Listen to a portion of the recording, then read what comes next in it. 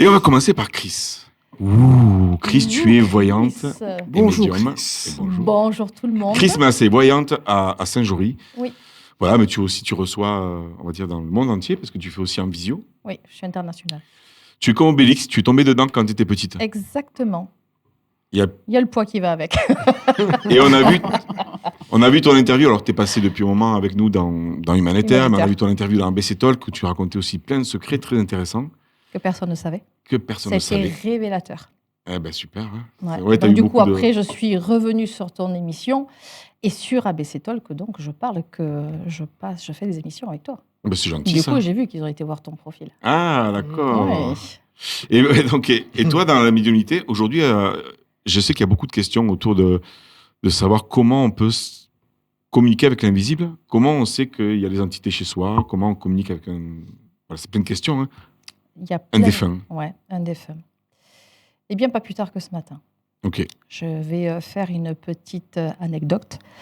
La dame qui est venue ce matin pour une consultation, son visage me disait quelque chose, mais je ne me rappelais plus du tout qu'elle était venue il y a 2 ans. Bien entendu, je vois tellement de monde que je ne me rappelle pas des fois de la personne qui est venue 3 jours avant. Et heureusement. Et cette dame, donc pendant la consultation, je lui fais je lui parle des avions, je lui parle de tout, et puis elle me dit, en fait, je suis hôtesse de l'air, etc. Et puis je lui dis, mais il y a toujours un fauteuil qui est vide à côté de toi, mais il n'est jamais vide. Et elle me regarde, et puis elle sourit, elle avait les frissons partout. Et je lui ai dit, mais tu vas avoir un signe d'un homme, et elle me dit, c'est mon papa. Donc moi, j'écris la lettre J, j'ai toujours un stylo parce que quand je fais consultation médiumnique, en fait, j'écris énormément. Et là, elle me dit, en fait, je suis venue il y a 2 ans.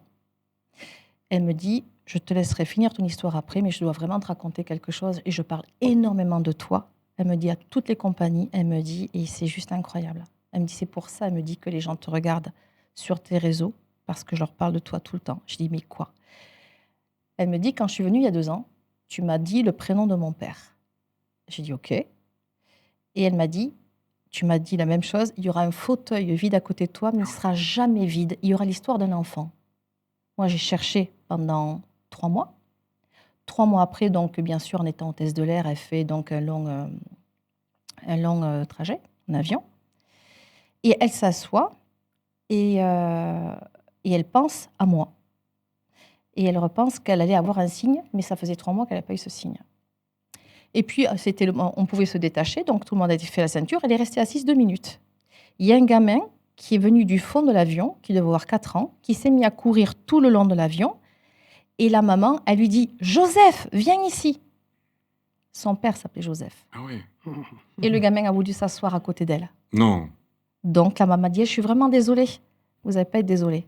Et elle me dit, je suis revenue pour faire une consultation parce que je veux postuler en fait sur une autre compagnie aérienne. Et je lui ai dit, mais tu vas faire des formations. En fait, je suis déjà formatrice pour les stewards et pour les hôtesses de l'air.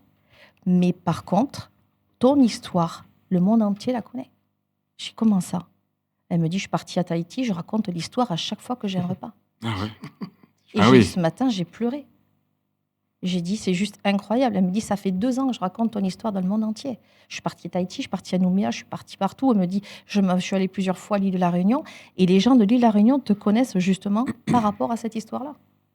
Et je ne comprenais pas comment ça se faisait que j'avais des gens du monde entier qui me suivaient. Mais toi, tu vas bientôt partir, là, j'ai le flash. Alors, toi, tu vas partir, je pense que tu vas commencer, je ne sais pas à quel moment tu vas aller dans ces pays-là, parce que c'est bien qu'ils viennent te voir, mais je pense que tu dois avoir envie de bouger un petit peu. Alors, j'ai les gens des îles Caïmans qui me demandent d'y aller. Et voilà.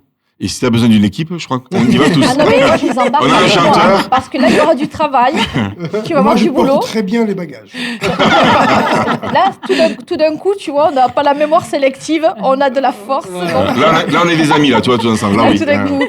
Dis-moi, Chris, Oui, pardon. et justement, par rapport à tout ça, est-ce qu'il y a des personnes qui se demandent, est-ce que les gens qui sont décédés, en fait, peuvent vraiment nous envoyer des signes? Oh oui. Et il y en a qui ne les voient pas. Oui. Pourquoi les personnes ne les voient pas? Alors, parce qu'il y a des gens qui sont un petit peu plus terre à terre. Comme on dit, il faut de tout pour faire un monde. Il y a des gens qui croient, il y a des gens qui ne croient pas. On ne peut pas forcer quelqu'un à croire en quelque chose. Mais non. On est bien d'accord. Enfin, si, mais avec une arme. Oui.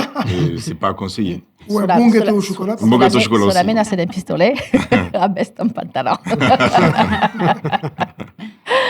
Euh, on n'a pas forcément besoin de croire en un Dieu, mais tout le monde croit qu'il y a autre chose. Il y a des gens qui ne croient pas du tout qu'il se passe autre chose de l'autre côté. Alors, la petite histoire, c'est que je suis passée une fois de l'autre côté. Alors, je ne suis pas morte, hein, mon cœur ne s'est pas arrêté. Mais j'ai été gravement attaquée par des chiens et j'ai tout vu et je suis sortie de mon corps. Ah oui. Et je me suis vue par terre. Donc, je sais que je suis partie. Je me suis désintégrée, en fait. Donc, j'ai vu ce qui se passait de l'autre côté. Et toi, mais comment tu peux expliquer que, par exemple, toi, tu peux avoir ces perceptions et que d'autres ne l'ont pas? Alors, ça, c'est... je ne pourrais pas forcément donner une explication à ça. La seule chose que je pourrais donner, c'est quand tu veux... on est de Toulouse et donc on va s'y nommer Toulouse FM. OK? Toulouse FM, quand ils veulent... on veut trouver Toulouse FM, on va tourner sur le poste vraiment Oui, la fréquence. Ouais. Merci, Sébastien. La fréquence, parce que si on ne trouve pas le point juste, ça va grésiller et on ne va pas entendre correctement.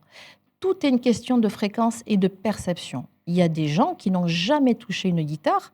Ils prennent la guitare, ils ne savent pas ce qui se passe, les doigts ils bougent tout seuls. Ah oui. Quelqu'un qui n'a jamais fait de piano, il se surprend à faire une fois ou deux et il sait jouer au piano. Pourquoi? Parce que c'est une faculté qu'il a en lui ou en elle, mais que d'autres vont avoir sur autre chose. Et c'est marrant parce qu'autant je crois à beaucoup de choses, mais là j'aurais du mal.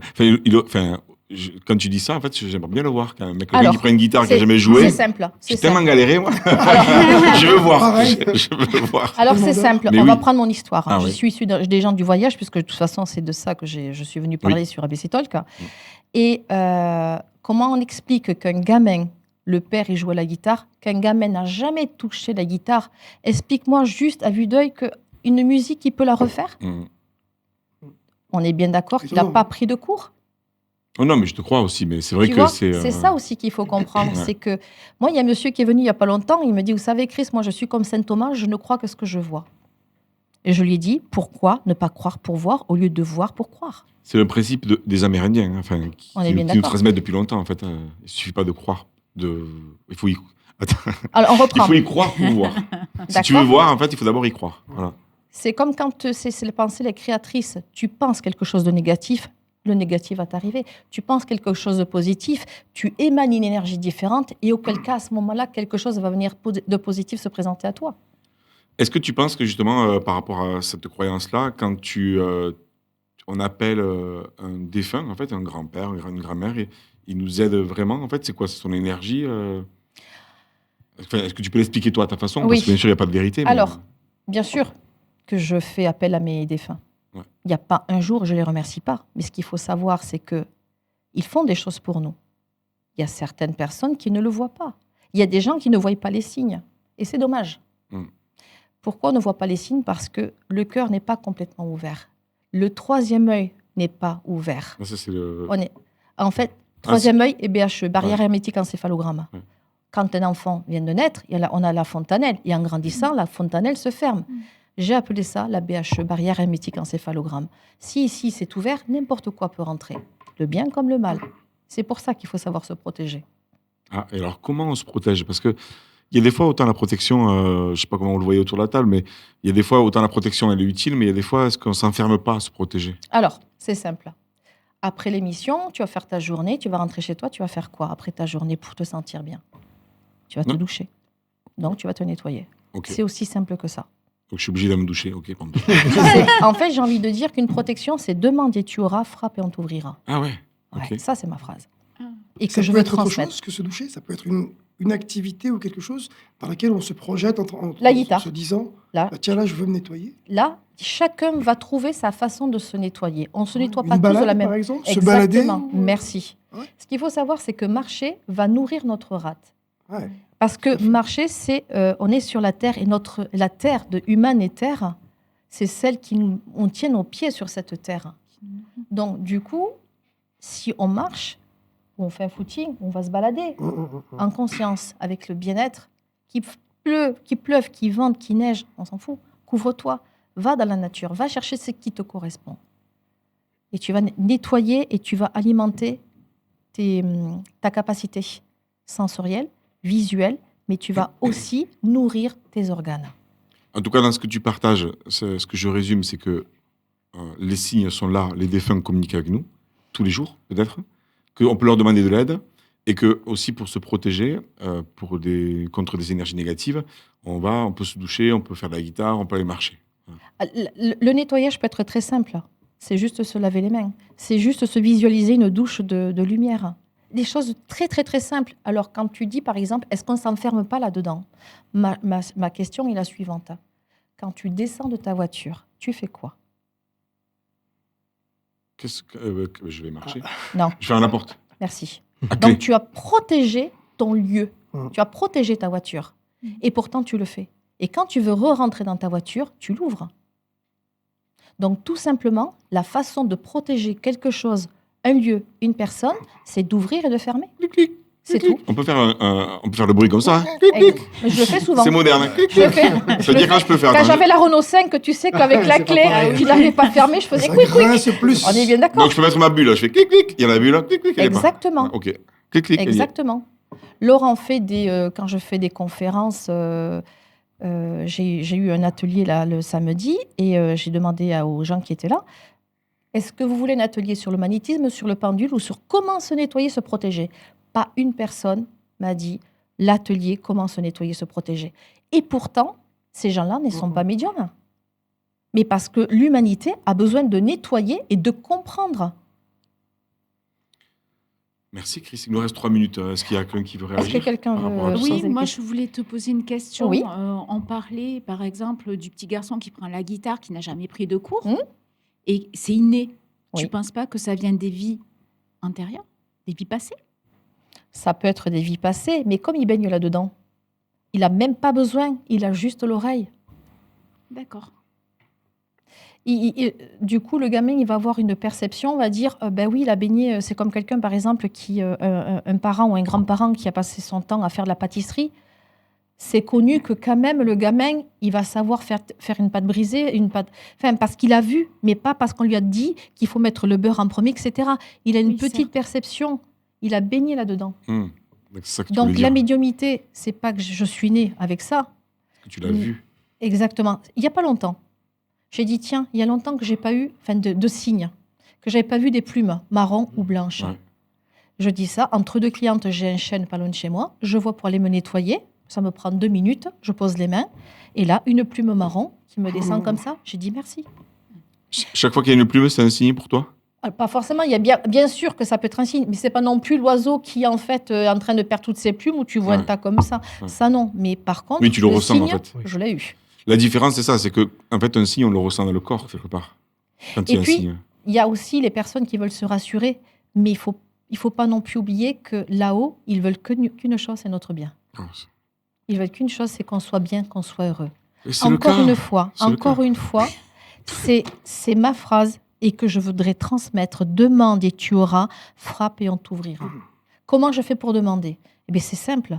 Tu as besoin du sel qui est là-bas, tu ne peux pas te lever. Est-ce que tu peux me faire passer le sel, s'il te plaît ? C'est une demande très simple. Et tu vois la salière se déplacer toute seule. Exactement. Et ça, c'est incroyable. Tu as dit demande. Demande et tu auras. Frappe et on t'ouvrira. Et tu pourras réécouter l'émission, comme ça tu l'auras encore. Tu vois. Mais c'est intéressant, comme même au niveau du vocabulaire et puis de l'articulation.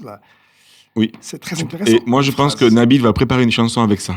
Voilà. Demande et tu l'auras, frappe et on t'ouvrira. Et j'ai plein de gens. J'ai une fille que j'ai formée il y a 15 ans de ça. Et je l'ai retrouvée sur un salon bien-être il y a une dizaine d'années. Puis j'étais en train de marcher, me chercher une crêpe entre deux. Et j'entends demande et tu auras, frappe et on t'ouvrira. Et là, je me retourne comme ça. Je l'ai reconnue. Je dis, mais d'où tu sors cette phrase ? Elle me dit... Il y a quelques années, j'ai rencontré une grande médium, et moi, des millions de kilomètres de pensées que j'avais déjà formées. Elle me dit, c'est toi, elle me dit. Mais non, elle a toujours enregistré cette phrase. Et d'ailleurs, sur l'atelier que j'ai fait, le mois dernier que j'ai fait là, toutes les filles ont noté cette phrase. Donc, les demandes sont très simples. Eh bien, merci Chris. En tout cas, si vous avez envie de commenter, en fait, justement, est-ce que ça vous arrive, vous aussi, d'avoir des signes ? Quels sont les signes que vous voyez ? N'hésitez pas à commenter la vidéo, si elle est sur YouTube ou sur Instagram ou sur Facebook. Vous pouvez la partager aussi. Et si vous voulez avoir plus d'informations, il y a les coordonnées de Chris en dessous. Donc, vous pouvez prendre un rendez-vous pour aller faire un contact défunt, pour aller faire de la voyance, pour aller... Nettoyage de lieux. Nettoyage de lieux aussi. Ça, c'est super important, les Voilà. nettoyages de lieux. J'ai de plus en plus de demandes. Moi, j'ai testé tout ça et ça marche. Ah, ben là, ça marche. il a une petite histoire, Laurent. Je ne la raconterai pas là, mais je l'ai déjà raconté. C'est vrai, j'avoue. Voilà, mais on aura d'autres occasions. Merci, Chris, en tout cas. Avec plaisir. Merci Laurent. partage. Merci à tout le monde. Très intéressant. Ouais. C'est gentil. Merci beaucoup. Ça fait écho à certaines choses. Ouais, tout à fait. Ah, c'est chouette ça. Bon, là, on va se revoir. Mais vous voyez déjà, c'est pas fini. Alors là, justement, transition. Bon, ben.